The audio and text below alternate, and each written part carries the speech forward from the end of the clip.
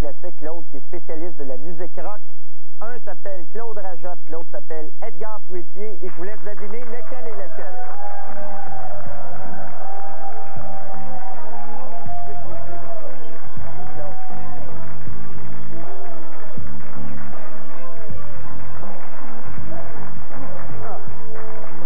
Vous êtes tous les deux reconnus, messieurs, comme des spécialistes, un de musique classique, un de musique rock, et je pense que c'est la première fois que vous vous rencontrez. Ah non, pas du tout, on s'est rencontrés déjà, et je pense qu'on avait parlé de musique rock. Ben, enfin, vous aviez parlé de musique rock et moi de musique sûrement, mais c'était à l'émission. Peut-être non, mais j'étais invité à l'émission de Normand Brathwaite à Radio-Québec, Beau et Chaud, c'est ça. Et moi, Edgar Fruitier, quand même, des fois, on me compare à vous, hein, parce que je connais beaucoup de musique.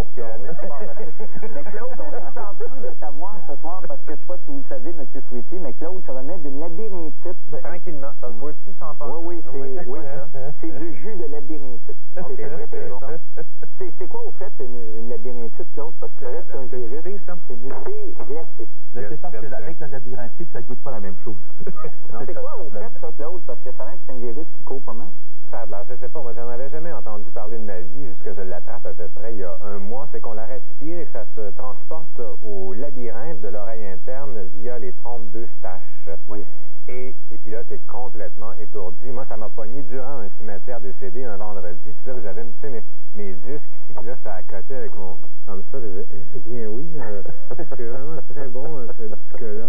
Je me demande si c'est contagieux. Est-ce que c'est contagieux? Moi, je ne le suis plus, mais c'est un virus qui est contagieux et ça ne se soigne pas. Donc, des fois, ça me pogne, des fois, je reviens correct, puis là, ça va bien. Ça il reste 25 minutes avant la fin de l'émission. On voit les doigts. Vous êtes deux maniaques de musique, messieurs, mais vraiment des maniaques de musique. Est-ce que vous jouez d'un instrument? Moi, chez moi, j'ai une... je ne joue d'aucun instrument, mais j'ai un clavier quand même, un Roland D5, je pense, mais je fais juste faire... Je pourrais sortir mon disque de musique New Age. Il y en a tellement des plates qui sortent, là.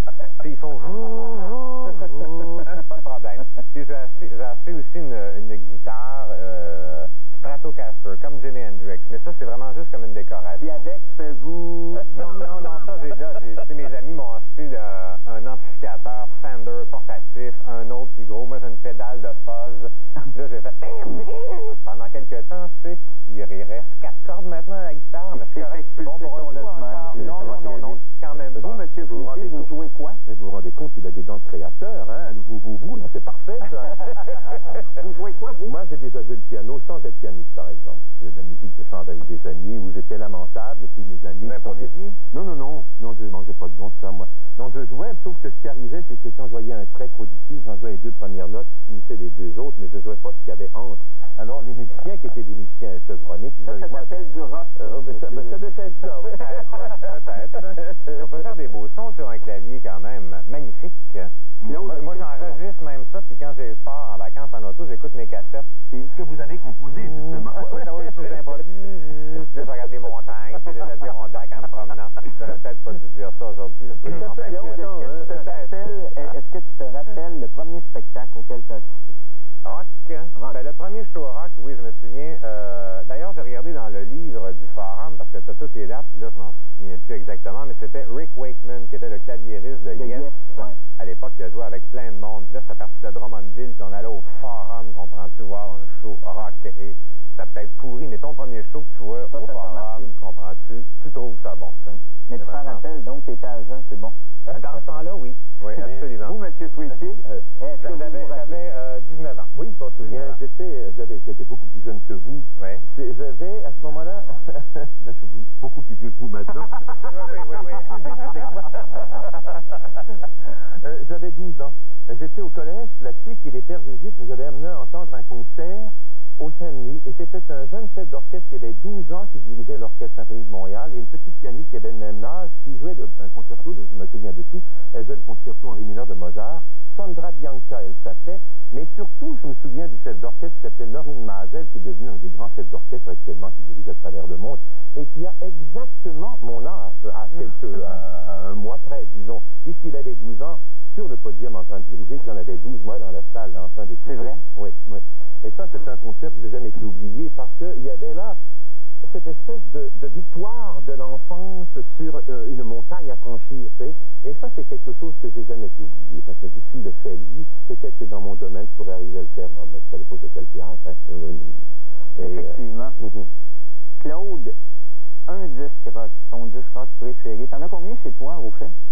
En vinyle, 8000 à peu près, puis en compact, à peu près 6000, peut-être, dans ce coin-là. Donc, 14 000 disques. À peu Ton près préféré là-dedans? Mon préféré. T'en avais un amené sur la fameuse île déserte? Ça serait un disque des Beatles, Sgt. Pepper's probablement. Les Beatles, c'est mon groupe préféré. Mais tout le monde répond ça en général. Non, mais c'est parce que, si tu veux, je te dis, les Beatles, c'est comme les Mozart de leur époque.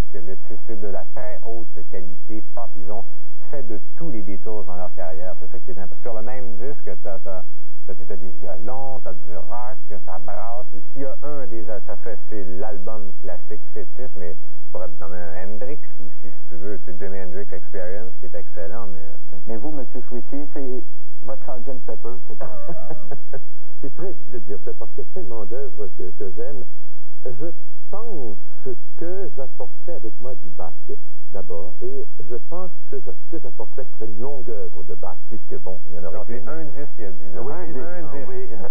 Ça serait, en parenthèse, je vous bats à pas de couture pour le nombre de disques. Ah oui, vous en avez combien? Vous en avez combien? 40 000. Oui, vous êtes beaucoup plus vieux que moi.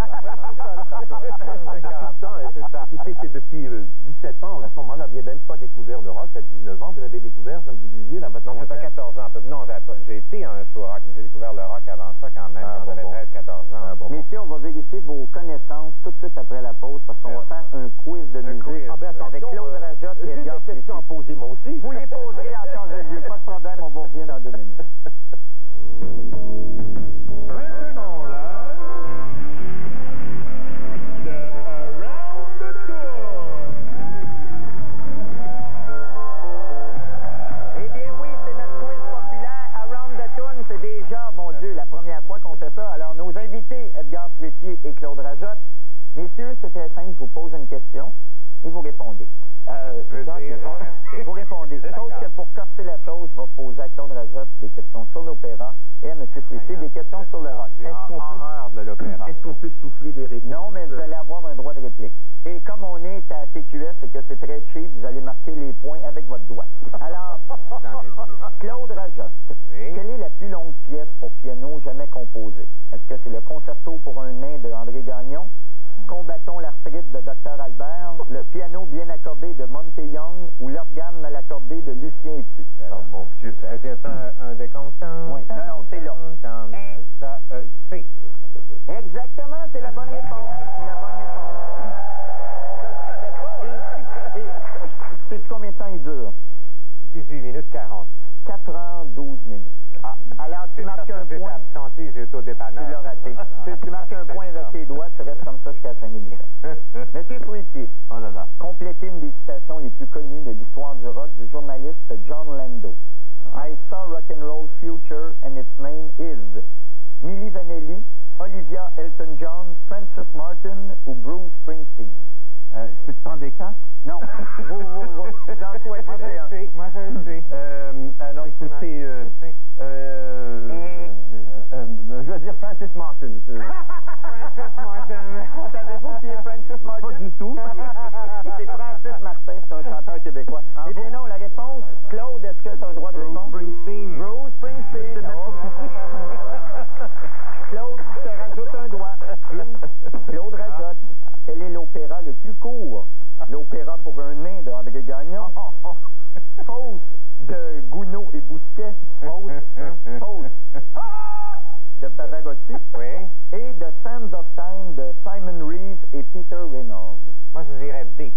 Y'a donc ça, toi. Eh bien, oui.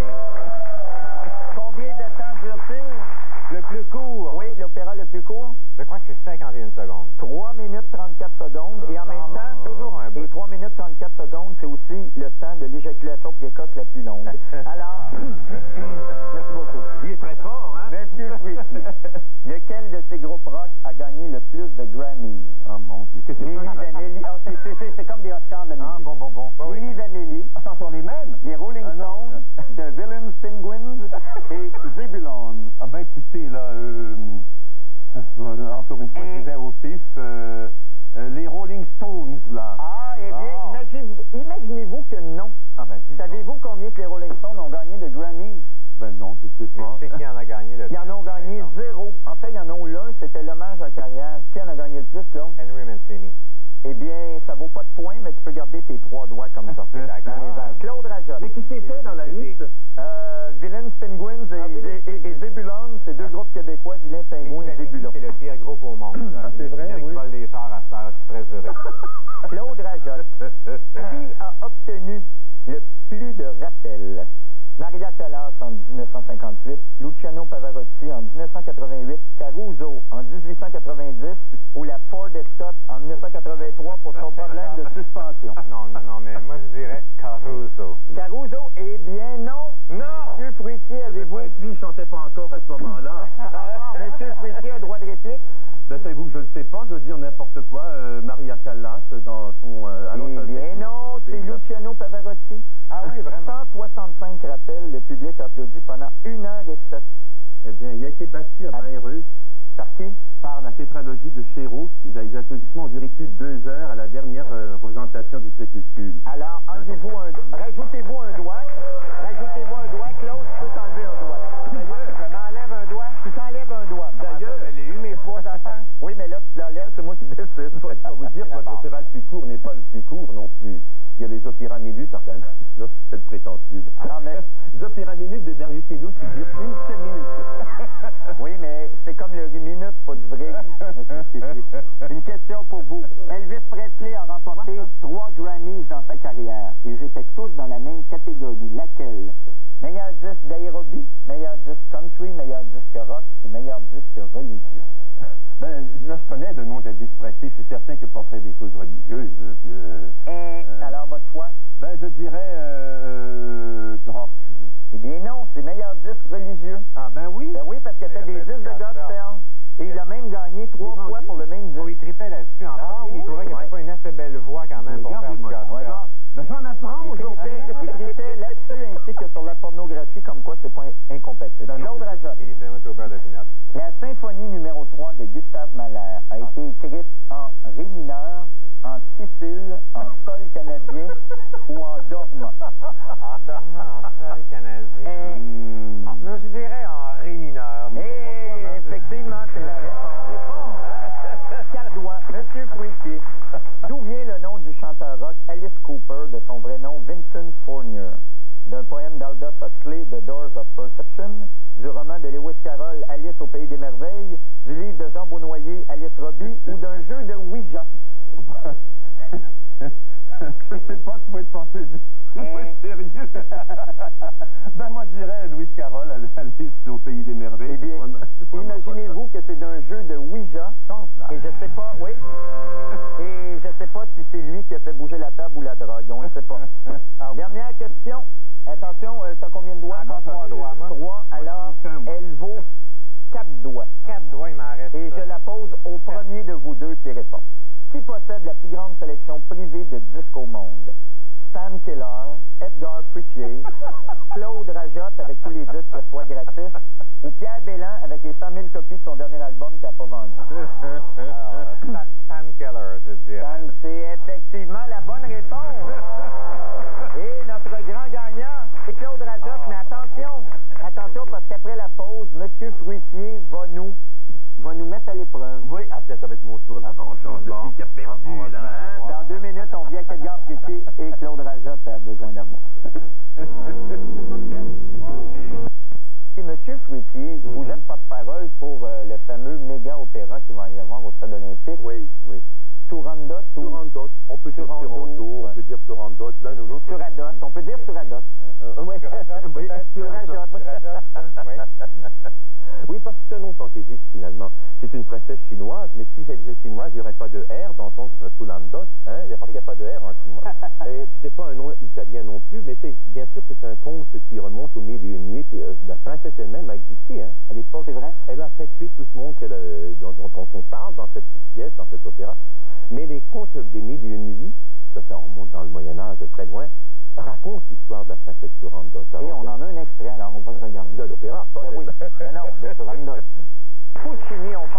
Faccini qui faisait ça. D'accord, c'est ça. Donc, moi, j'aimerais mieux Motorhead. Moi. Ah, ben oui. Mais ils ont des micros.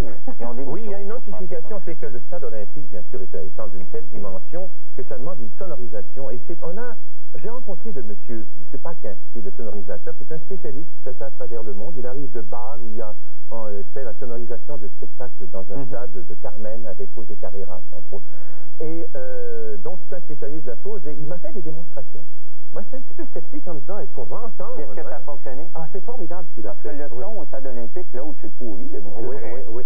Les shows que j'ai vus, c'est pas fait pour des concerts. Là, il faut que tu sois vraiment en avant de la scène, sinon tu reçois le spectacle là, quelques secondes plus tard avec la réverbération. Avec le décalage. Même sur scène, là, même...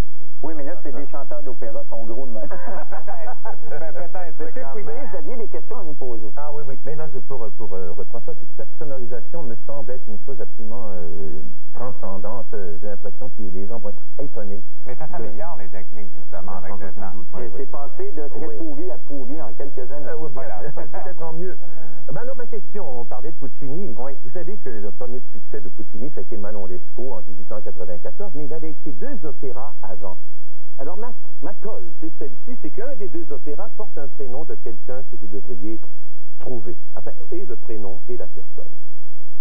Ah! Jojo. Si vous ne trouvez pas, ce prénom-là, Gisèle, vous allez me faire une peine infinie. Gisèle, c'est un ballet. Eh bien, je vais vous donner la réponse. Oui. Edgar. Écoutez, Ben oui. vous n'avez pas trouvé, je pense que je vais pleurer. Mais Claude l'a perdu dans sa collection, ce disque-là. Je crois, oui. Il a d'ailleurs attrapé sa labyrinthite en cherchant ce disque-là. En cherchant Edgar, sur une prime téléphonique. Le est classé en bas et j'ai la Monsieur tête. Fouillet, vous savez que vous connaissez la légende du fantôme de l'opéra. Est-ce que vous saviez qu'il y avait un fantôme à Chaume FM où Claude travaillait? Ah, j'ignorais. Non, j'y travaille toujours, mais c'était dans l'ancienne bâtisse. C'était la Parce qu'il y avait une ancienne bâtisse et apparemment le fantôme était présent. Moi, je n'ai jamais eu peur des fantômes, mais il y avait une nouvelliste qui travaillait dans la salle des nouvelles à côté de moi et qui demandait à venir s'asseoir avec moi pendant 15 minutes parce qu'elle n'en pouvait plus vraiment d'être dans la salle des nouvelles. Moi, il m'est arrivé à quelques reprises que je commençais mon émission à 8h pile que le courant lâchait d'un coup sec dans tout l'édifice et ça reprenait dans une fraction de seconde. C'est arrivé à quelques reprises. Et c'est un édifice qui avait été acheté. Le couple, le gars s'était suicidé. On voyait la trace de la balle dans le plafond. Moi, j'ai rencontré un fantôme, bien sûr, aussi, à un moment donné. Je l'ai mis au défi de venir me rencontrer. Il n'a jamais osé. C'était en Martinique et j'étais seul dans cet hôtel parce que, bon, c'était hors saison. Qui est jamais venu? J'ai entendu chanter. J'ai dit, écoutez, pour une fois que je vais voir un véritable fantôme, présentez-vous devant moi. Jamais chanté des cantiques. Monsieur Fouillet, Claude, excusez-nous parce qu'ici, on a le fantôme de la publicité. Merci beaucoup d'avoir accepté mon invitation. Dans 2 minutes, on vous revient à Besoin d'amour.